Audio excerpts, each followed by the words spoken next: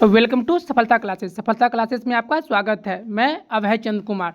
हम लोग आज जो देखेंगे संविधान से, संविधान का जो टॉपिक है वो टॉपिक है आज का नागरिकता, मौलिक अधिकार, मौलिक कर्तव्य एवं नीति निर्देशक तत्व। इससे जितना सारा वन लाइनर क्वेश्चन बन सकता है हम लोग इस वीडियो के माध्यम से देखेंगे। अगर आप लोग इस चैनल पर नए हैं तो इसे ज़रूर सब्सक्राइब कर लें और अपने दोस्तों में से ज़रूर शेयर करें। चलते हैं हम लोग क्वेश्चन नंबर 1 पे। नागरिकता संबंधी प्रावधान भारतीय संविधान के किस अनुच्छेद में है? मतलब नागरिकता संबंधी प्रावधान भारतीय संविधान में किस अनुच्छेद में है? तो अनुच्छेद 5 से 11 में। अनुच्छेद 5 से 11 में क्या है? भारतीय नागरिकता संबंधी प्रावधान। चलते हैं नेक्स्ट क्वेश्चन पे। भारतीय संविधान कौन सी नागरिकता प्रदान करता है? तो भारतीय संविधान क्या करता है? एकल नागरिकता प्रदान करता है। चलते हैं नेक्स्ट क्वेश्चन पे। भारतीय संविधान में शामिल एकल नागरिकता किस देश के संविधान से प्रेरित है? मतलब एकल नागरिकता किस देश से के संविधान से प्रेरित है? तो इंग्लैंड के। चलते हैं नेक्स्ट क्वेश्चन पे। किस अनुच्छेद के अंतर्गत संसद को नागरिकता के संबंध में कानून बनाने का अधिकार प्रदान किया गया है? तो अनुच्छेद 11 में। चलते हैं नेक्स्ट पे। संविधान द्वारा प्रदत्त नागरिकता के संबंध में संसद ने एक व्यापक नागरिकता अधिनियम कब बनाया? तो कब बनाया था ये? 1955 ईस्वी में। चलते हैं नेक्स्ट क्वेश्चन पे। भारत के नागरिक को कितने प्रकार की नागरिकता प्राप्त है? तो एक प्रकार के नागरिकता प्राप्त है। किसको? भारत के नागरिक को। चलते हैं नेक्स्ट क्वेश्चन पे। जम्मू कश्मीर के नागरिकों को कितने प्रकार की नागरिकता प्राप्त है? तो दोहरी नागरिकता। चलते हैं नेक्स्ट क्वेश्चन पे। भारत की नागरिकता किस प्रकार प्राप्त की जा सकती है? तो किससे? रजिस्ट्रीकरण से, वंशानुक्रम से और देशीयकरण से। चलते हैं नेक्स्ट क्वेश्चन पे। भारतीय संविधान के अनुसार किस तरह भारतीय नागरिकता समाप्त हो सकती है? वो त्यागने पर, पर्यावासन पे, वंचित किए जाने पर। चलते हैं नेक्स्ट क्वेश्चन पे। भारत में नागरिकता प्राप्त करने के लिए आवेदन करने से पूर्व किसी व्यक्ति को कितने समय तक भारत में निवास करते हुए होना चाहिए? कम से कम 10 वर्ष। चलते हैं नेक्स्ट क्वेश्चन पे। नागरिकता प्राप्त करने के विषय में विस्तार से चर्चा कहाँ की गई है? तो 1955 के नागरिकता कानून में। चलते हैं नेक्स्ट क्वेश्चन पे। भारतीय संविधान के किस भाग में मौलिक अधिकार का वर्णन है? तो किसमें? भाग 3 में। चलते हैं नेक्स्ट क्वेश्चन पे। मौलिक अधिकारों को सर्वप्रथम किस देश में संवैधानिक मान्यता प्रदान की गई थी? तो संयुक्त राज्य अमेरिका में। चलते हैं नेक्स्ट क्वेश्चन पे। भारतीय संविधान के किस अनुच्छेद में मौलिक अधिकारों का वर्णन है? तो मौलिक अधिकार का वर्णन कितना है? अनुच्छेद 12 से 35 में। चलते हैं नेक्स्ट क्वेश्चन पे। डॉक्टर भीमराव अम्बेडकर ने भारतीय संविधान के किस भाग को सर्वाधिक आलोकित भाग कहा है? तो भाग 3 को। चलते हैं नेक्स्ट क्वेश्चन पे।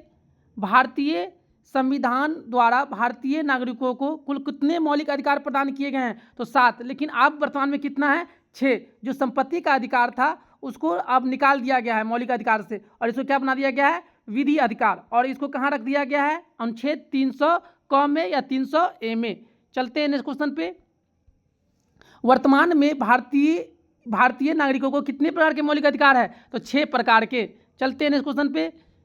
भारतीय संविधान में न्यायालय में परिवर्तनीय है कौन? न्यायालय में कौन परिवर्तनीय है? मूल अधिकार। चलते हैं नेक्स्ट क्वेश्चन पे।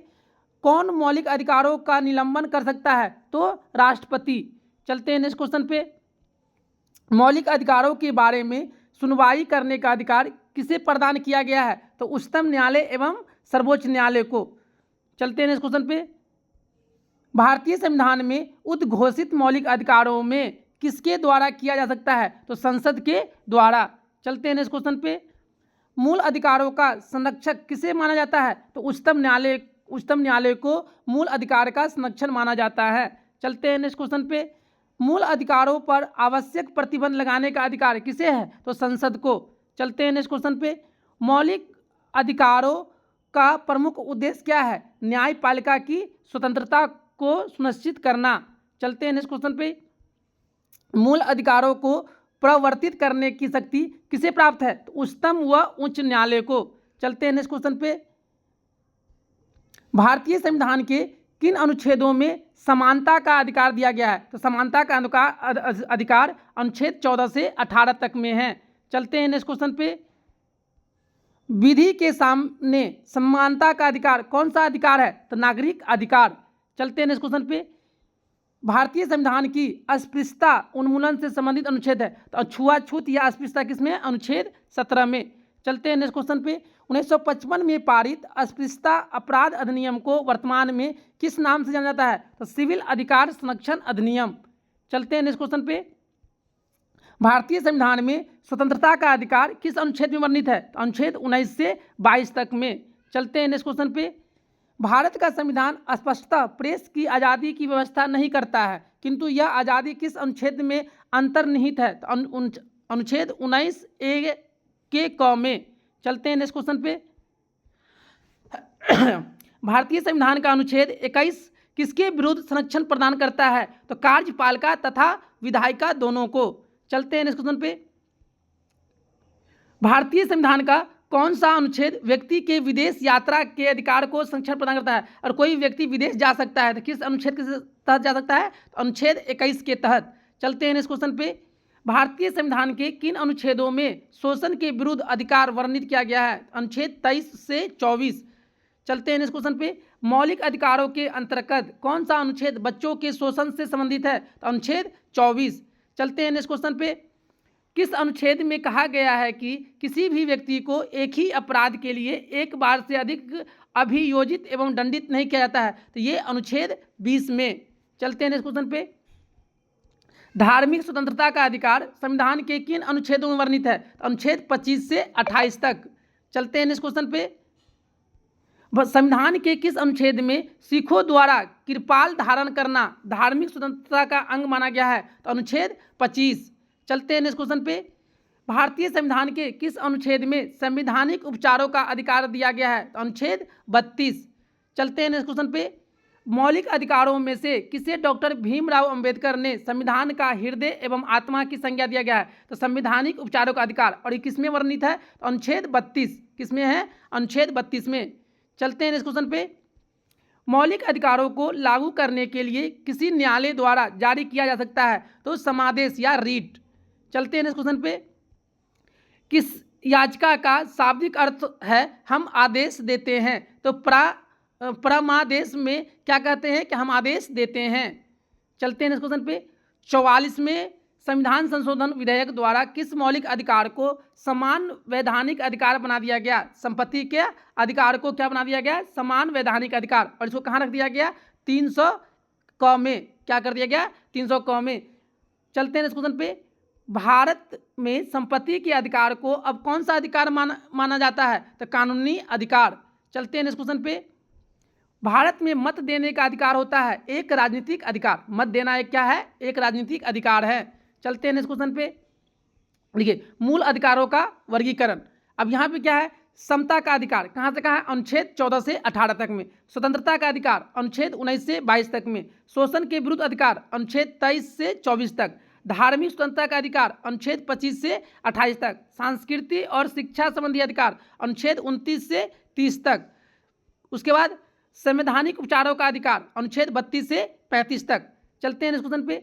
भारतीय संविधान में मूल कर्तव्यों को शामिल करने का विचार किस देश से के संविधान से लिया गया? तो मूल कर्तव्य कहाँ से लिया गया है? सोवियत संघ रूस। अब इसका नाम क्या है? रूस है। देखिए मौलिक कर्तव्य है, तो मौलिक कर्तव्य नहीं मिल रहा था तो क्या हो गया था? वो रूस गया था। तो रूस से क्या रूस गया था? तो रूस से पूर्व सोवियत संघ को अब किस नाम से जानते हैं हम लोग? रूस के नाम से। चलते हैं इस क्वेश्चन पे। संविधान में मूल कर्तव्य से संबंधित प्रावधान किस समिति की संतुष्टियों के आधार पर सम्मिलित किया गया था? तो स्वर्ण सिंह समिति के मतलब सिफारिश पर। चलते हैं इस क्वेश्चन पे। भारतीय संविधान में मूल कर्तव्य कब समाविष्ट किया गया? 1976 ईस्वी में। चलते हैं इस क्वेश्चन पे। किस संवैधानिक संशोधन अधिनियम द्वारा संविधान में मूल कर्तव्यों को सम्मिलित किया गया? तो 42वां संविधान संशोधन 1976 के तहत। चलते हैं नेक्स्ट क्वेश्चन पे। 1976 में 42वें संविधान संशोधन द्वारा संविधान में नागरिकों के लिए कितने मौलिक कर्तव्य निश्चित किया गया था? तो 10। कितना था? 10। और 11वां कब जोड़ा गया? 66वां संविधान संशोधन 2002 के द्वारा। चलते हैं इस क्वेश्चन पे। संविधान में किस भाग में मूल कर्तव्यों के अध्याय को जोड़ा गया? तो मूल कर्तव्य किसमें है? भाग 4 में। चलते हैं इस क्वेश्चन पे। भारत के संविधान में के किस अनुच्छेद में मौलिक कर्तव्य की चर्चा की गई है? तो अनुच्छेद 51A में। अनुच्छेद 51A में। वर्तमान में संविधान में कुल कितने मूल कर्तव्य है? तो 11। चलते हैं नेक्स्ट क्वेश्चन पे। राज्य के नीति निर्देशक तत्वों का उल्लेख भारतीय संविधान के किस भाग में है? तो भाग 4 में। चलते हैं नेक्स्ट क्वेश्चन पे। भारतीय संविधान के किस अनुच्छेद में राज्य के नीति निर्देशक तत्वों का उल्लेख है? तो अनुच्छेद 36 से 51 के बीच में। चलते हैं नेक्स्ट क्वेश्चन पे। संविधान का वह कौन सा भाग है जो संविधान के निर्माताओं के मस्तिष्क और उद्देश्यों को प्रतिबिंबित करता है? तो राज्य के नीति निर्देशक तत्व। चलते हैं नेक्स्ट क्वेश्चन पे। भारतीय संविधान में राज्य के नीति निर्देशक सिद्धांतों को शामिल करने के पीछे मुख्य उद्देश्य क्या था? कल्याणकारी राज्य की स्थापना करना। चलते हैं नेक्स्ट क्वेश्चन पे। संविधान में राज्य के नीति निर्देशक तत्वों को शामिल करने के पीछे क्या उद्देश्य था? सामाजिक, आर्थिक और लोकतंत्र की स्थापना। चलते हैं नेक्स्ट क्वेश्चन पे।